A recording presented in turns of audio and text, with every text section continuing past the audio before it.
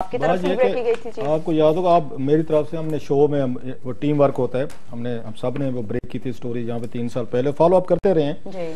तो मेरे ख्याल नवाज शरीफ साहब को याद होगा, उस वक्त जब हमने स्टोरी ब्रेक की थी उस वक्त हमने ये कहा था कि जनाब के इमरान खान साहब की सिस्टर थी, असद उमर साहब के भाई का था, मुनीर कमाल साहब का था। सो वो बड़े बिग थे, लेकिन असद उमर को ये क्रेडिट देना चाहिए कि इसके बावजूद उनके भाई का केस था, उनकी पार्टी चेयरमैन का, उनकी सिस्टर का वो केस था। इवन असद उमर ने वहाँ कमेटीज में भी उठाया इस मसले को अपोजिशन में, और उन्होंने वहाँ पे कौमी असम्बली में भी उठाया। ये क्रेडिट है जो वहाँ उनको ड्यू होने चाहिए। अदर आपके भाई का हो, आपकी पार्टी चेयरमैन की बहन का केस हो तो कौन करता है यहाँ पे? ये हमने पहली दफा चीजें देखी।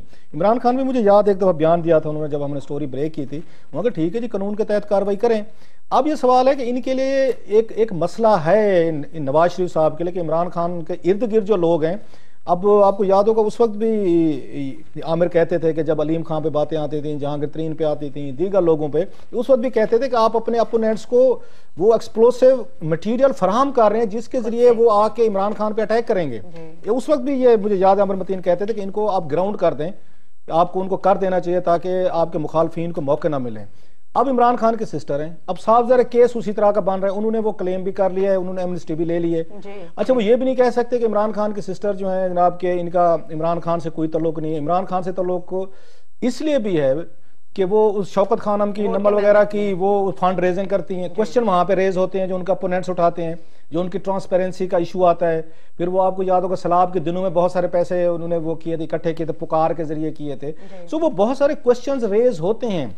अलीमा खान साहिबा को अगर उनकी जदाद जो है वो उनके लीगल जराये से लिए उन्होंने, उनके पास जैसे वो कहा जाता है रसीदें हैं, उनके पास जो उन्हें दुबई कैसे खरीदे, कैसे फंड है, मनी ट्रेल है, तो उनको देना चाहिए वो तो। अदरवाइज तो आने वाले दिनों में मुझे लग रहा है कि वो अलीमा खान की प्रॉपर्टीज का 2-3 जो भी हैं, उनको वो बिलियंस ऑफ रुपीज की प्रॉपर्टी लंदन के साथ जो डिफरेंट केस है वो उसके साथ इक्वेट कर देंगे, और जिसका इनके लिए मसले पैदा होंगे। लिहाजा चीफ जस्टिस साहब के लिए ये ठीक उन्होंने इनिशिएटिव लिया है कि फॉरेन करेंसी अकाउंट और फॉरेन प्रॉपर्टीज में केस चल रहा है, उसमें नोटिस देकर बुला लिया है। वी एक्सपेक्ट कि अलीमा खान साहबा जो है वहां पे अपना मनी ट्रेल भी देंगी, अपने सोर्सेज ऑफ इनकम भी बताएंगी, अपने बिजनेस की डिटेल भी देंगी।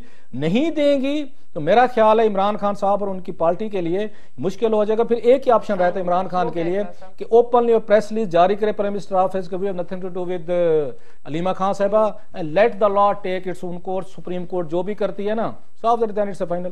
सही है, ठीक। ऑलरेडी आपके लिए बात है कि उन्होंने नवाज शरीफ साहब ने आज कहा है कि अरबों के, एक तो उन्होंने करोड़ों को अरबों में बना दिया, और उन्होंने कहा जी वहां पे एक्शन नहीं ले रहा। मेरा ख्याल ये पीटीए के पास मौका आ गया कि इसको क्लैरिफाई कर दें।